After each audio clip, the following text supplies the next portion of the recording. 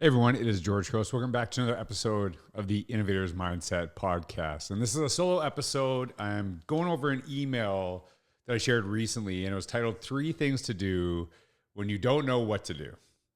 And the reason I shared this is because I was going through a process myself, a little bit personal, and just trying to figure out how do you actually deal with things when there's uncertainty. And this can be professionally or personally. And I just was thinking about like, what are some of the best strategies that I've had when I go into change? And, right now you're listening to this. Thanks for listening to this, by the way. You might be going into a new position. There might be some uncertainty. You might be going into a job that you're not excited about, or something personal can be happening. So I just want to kind of think about like, what do I do? And a lot of times when I write these emails and I share these podcasts, this is not me telling people what to do. It is me going over what has worked for me best, and writing has really helped me through this process.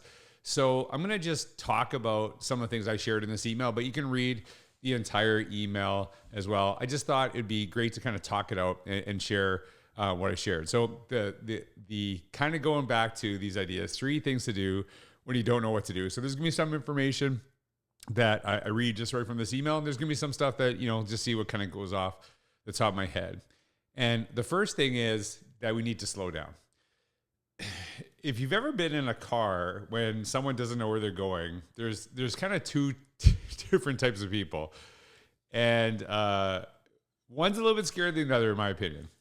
One is when you don't know where you're going and then they hit the pedal and now it's terrifying. And there's an uncertainty in it, and it's not that they're trying to be dangerous, but the anxiety basically gets them to push the gas a little bit harder. And we can do that in life. When we don't know what to do sometimes, we kind of go full steam ahead, and we can like barrel over, people in our lives and kind of just run over people, not literally, figuratively. And so the other people is I try to think of myself, and maybe I haven't always been like this, but I do, and maybe it's just because I'm getting old. When you don't know what to do, sometimes the best thing is just to slow down and kind of take, shape of where you are, what you need to do, what you need to think about, and pull back. And sometimes it's kind of like pulling off to the side of the road. And this is something that I am trying to get better at. When you have some uncertainty and you start jumping into things, or, hey, like I don't like my job, so I'm just going to rush and like try to find a new job. And then all of a sudden you hate that job. And then now you're disappointing new people because you hate where you're at. And I think sometimes it's just good to kind of slow down, reassess where you're at, and think about what you're doing. So, when you feel some anxiety, just slow down.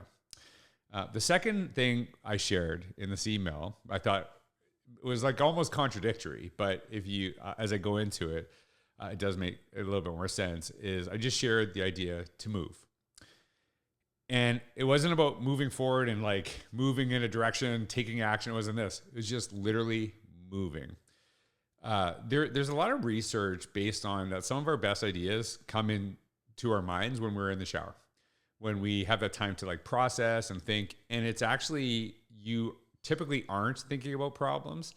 That's when you start to kind of see some of those solutions. It's actually when you kind of step away from them. I can't remember what book it was. It might have been an Adam Grant book, and I apologize if it isn't. But it talks about like some of the smartest people, like Einstein, that they were basically adamant about taking walks every single day and just kind of getting moving, doing stuff. It's almost like getting your mind off something. And getting your mind off something sometimes allows you to come back with a little bit more clarity. So I really try to do this. And it's weird because most of my writing, most of the stuff that comes to my mind is when I go for a run and when I kind of go away from it. And maybe sometimes I'm just like, it forces me to think about something else, like the pain that my knees feel or something like that, that my mind gets off the problem. But even this email, even, this podcast, many of these ideas that I'm sharing with you, it was just kind of like I had to like step away, was getting overwhelmed. And then it started bringing some of these ideas to my mind and sharing that. Probably 90% of my blogs and email posts, my newsletters have come to me while I'm running, while I'm exercising, while I'm doing something. The thing that I used to do that really was not helpful was when I felt overwhelmed with something, I would actually literally lay down or eat junk food or whatever. And then now I actually not only have this problem, now I also feel like crap or I become overtired. And it's kind of like, some people, when there's a problem, they'll like clean the house. And that's maybe one way people move. It is just kind of like stepping away from it helps you to bring some clarity. And I actually shared this, kind of this idea that sometimes stepping away from the problem is the action you need to bring clarity to solve the issue in front of you. So just kind of get some exercise, get some movement. That really kind of helps me to kind of do that. And, even if you don't find a solution, you'll feel better. There's never a time I've gone to the gym where I felt worse after. It doesn't mean it solves all my problems, but it solves a lot of it does. I just, whatever, for that reason, it really, really helps me. And then the third one I shared is ask for help from people who have been there. There's a lot of things that, even these emails kind of going through this, a lot of this is from hindsight. And, it's not from things I've done well. It's from mistakes I've made and screwing up and, going too fast when I need to slow down. Laying down when I needed to get back up. And so you sometimes face a problem. And if hindsight's 2020, maybe go to someone who's gone through it and learn from them. Trust me, I would rather learn from someone else's mistakes than making them myself, right? And there's obviously always benefits from going through the process, making your own mistakes, learning from your own process. But I really look to certain mentors in my life and saying like, hey, here's what I'm going through. Have you ever been through anything like this? Like, what would you do in this situation? And it doesn't mean you need to always take their advice, but it's always helpful to get someone else's perspective who have faced that problem. And they might have learned something through that process of what they're doing. And so do you have those trusted mentors? Do you have those trusted friends? And I'll be honest with you, for me, they're really hard to find. I'm pretty independent and sometimes I struggle with this, but it is like kind of just some self-talk that, listen, when you don't ask for help, that's when you get into the biggest trouble. When you don't ask for help, that's one of the biggest signs of weakness. And, saying like, I'm struggling with something, I'm having a hard time is a great sign of strength. So if hindsight truly is 2020, then ask someone who's gone through it and see what they say. And it might not totally make your decision. It might not totally give you the pathway forward, but it might give you some indicators of things that you need to do to move forward, to kind of solve the issue in front of you. So again, the 3 things to do when you don't know what to do. Number 1 is slow down, right? Don't steamroll over other people in the process, right? Don't jump into something that you're not ready for, because a lot of times when you are punching the gas to get out of a problem, you are causing issues with others too, right? It's kind of just slow down, take stock of where you're at, and then reassess what you're doing. The second one I said, as I shared, is move. Just get some exercise, get some movement, get some going. Bring some clarity to your mind.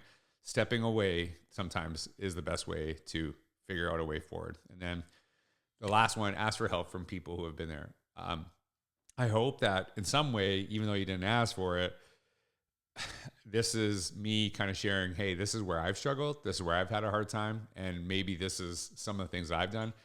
And I share all of this to you too. And one of the things I wrote in the email that I think is really beneficial, when you sometimes are talking to a friend asking for help, just saying stuff out loud, you start to hear yourself. You start to hear what you're saying. And I've had these moments where I'm like almost go out of body and I hear myself talking, and then it helps me figure out my solution moving forward. Sometimes it's not about getting their advice as much as it's just hearing yourself and being the friend you need it to be. So sharing sometimes might not get the solution from the person that you're talking to, but you might actually find it within yourself as you kind of just hear your own voice through that too. So I just want to share this because we all go through, obstacles in our life. We all struggle. And obviously I do quite often. And these are things that have really helped me to find a good path forward. So I hope this helps someone, whether it's personal, professional, but I just want to share that with you. I hope you have a wonderful day. Thanks for taking the time to listen to me and almost like you're in a therapy session you never asked to be in. But if you stayed this long, I appreciate it. I hope this helped you. Thanks for all you do. Take care.